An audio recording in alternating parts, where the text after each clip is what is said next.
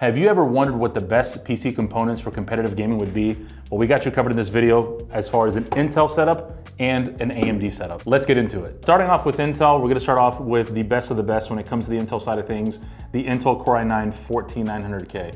Now, obviously there's been some issues with them recently with some little bit instabilities, but once you dial in those numbers in the BIOS, you could actually get really good performance out of the CPU. When it comes to the actual RAM, something that I recommend doing is always look at the frequency plus the timing. A lot of people don't realize this. They just look at the frequency. They'll literally see on the box 7200 megahertz and they're like, oh, that's quick, but then it might be like C40.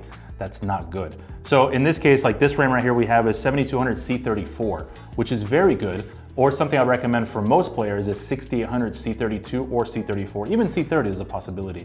And it depends on the brand you go with. Corsair is very good, Team Root's very good as well, G-Skill is very good. Those are your three main ones that I recommend as far as brand goes for RAM itself.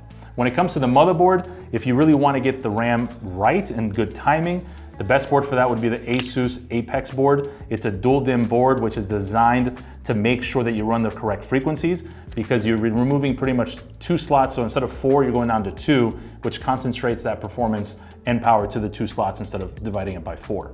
Another board that I definitely recommend using that which we have used to get these speeds is the ProCarbon, the Z790. We haven't tested it on the ProCarbon 2, but the original ProCarbon Z790 worked great. I used to run 7200 myself on the ProCarbon and it was fantastic.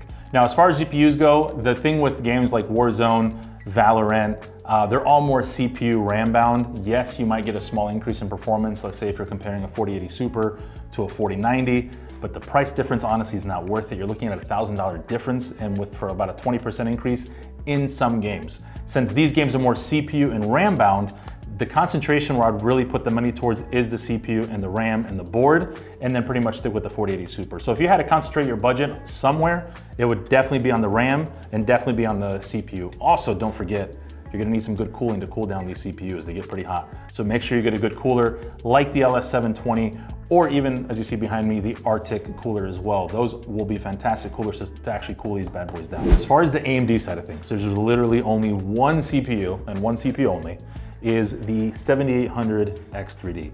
This is gonna be really the only CPU I recommend for AMD, regardless if you're doing competitive gaming, content creation, whatever it may be, this is gonna be your best thing to get. Now, the thing with AMD though, unfortunately, they cannot go above a certain amount of RAM speed, which is okay because they actually comparison as far as performance. What I'd recommend is the 6000 C30, or you can go up to 6400 C32. So in this case, the Corsair we have here is 6000 C30.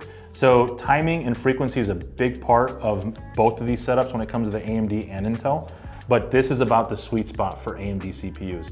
One thing I didn't mention with the Intel side of things, as far as GPUs go, there is another really good contender, the 4070 Ti Super, or if you really wanted to go an all AMD build, the 7900 XT or the XTX if you're looking for that extra VRAM as well. So keep those two in mind. One thing I will say with the AMD CPU, this thing runs about half the wattage of this Intel CPU, so a lot less cooling required. I would still recommend a good cooler like the LS720 or the Arctic 360 AIO as well, just to make sure you keep your temperatures down, you hit that target frequency so it doesn't throttle as much. As far as motherboards when it comes to AMD, X670 ProCarbon is gonna be the best one overall, sweet spot. You'll definitely hit these frequencies on RAM easily with no problem. And again, you're gonna have a lot of features on that board, more than enough to take over and do what you need to do. One thing I did forget to talk about as far as the RAM, I know we're talking about speed and performance. We really need to talk about the amount you need. So this is 64 gigs, 32 gigs. For competitive gaming, 32 gigs would be more than enough.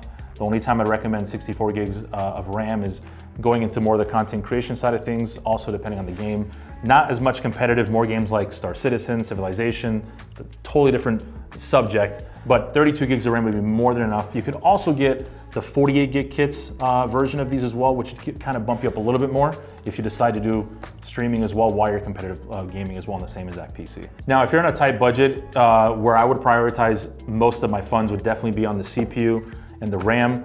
Motherboard definitely would be another aspect, so I'd kind of start off with the CPU, RAM, motherboard, then GPU. When it comes to competitive gaming, these games don't really require too much GPU power. It does help, of course, if you jump up from like a 4060 Ti to a 4070 Ti Super, 4080 Super, and so on, but it's not gonna jump up as much versus getting better RAM and a better CPU. Same goes for Intel.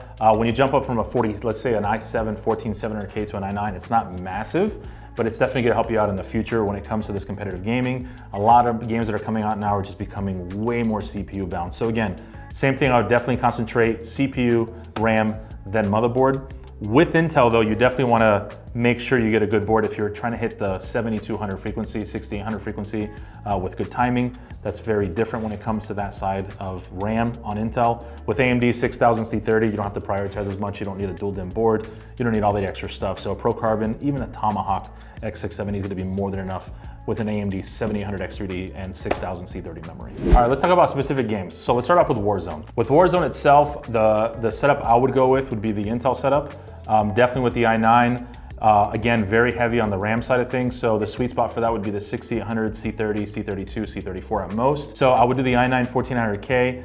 There has been some issues with crashing with the i9, so you have to downclock it a little bit. So worst case scenario, you could always go to the i7 14700K. On the AMD side of things, you could still stick with the 7800 X3D. There is still performance comparison issues when it comes to the Intel versus the AMD side. So that's where I kind of would go definitely with the Intel side. Now, as far as CSGO 2, it's a new game that came out. Again, very CPU heavy, CPU as far as the RAM goes as well. On this side, I'm gonna lean over to AMD. AMD has shown and proven that they actually outperform Intel when it comes to CSGO. It's not, we're looking at like 700 plus FPS versus like 650 or something. There is still a difference though. So that's where I would lean to the AMD side. Again, 6000C30, keep the timing tight with a good frequency. So AMD is the one I would go with for Counter-Strike. All right, moving into Fortnite. Honestly, it's kind of a toss-up between these two. If you were to go Intel though, I would definitely recommend to do the i7 14700K. With the Unreal Engine, there's been some issues with the i9. You can look it up, you can look up articles online, literally just Google Core i9 1400K Unreal Engine or UE5 problems. The way to resolve it though, unfortunately, you have to kind of downclock these CPUs to make it stable. So that's why I'd recommend the i7 14700K. You don't have to do any of that. Again, still with the RAM 6800, the C30, C32, C34 area. So again, toss up Ryzen 6000 C30. It's gonna pretty much be a really close one and kind of a wash on this one. All right, moving on to Apex. Honestly, it really doesn't matter. You're gonna get 300 FPS with both of these setups, regardless if you do a 4060 Ti all the way up to a 4080 Super. The game is very easy to run. So on this one, doesn't matter which platform you choose. RAM, you can pretty much stick at the 6000, 6400, and you're pretty much good to go. That's gonna be it. Let us know in the comments which setup you're gonna be rocking with, and subscribe.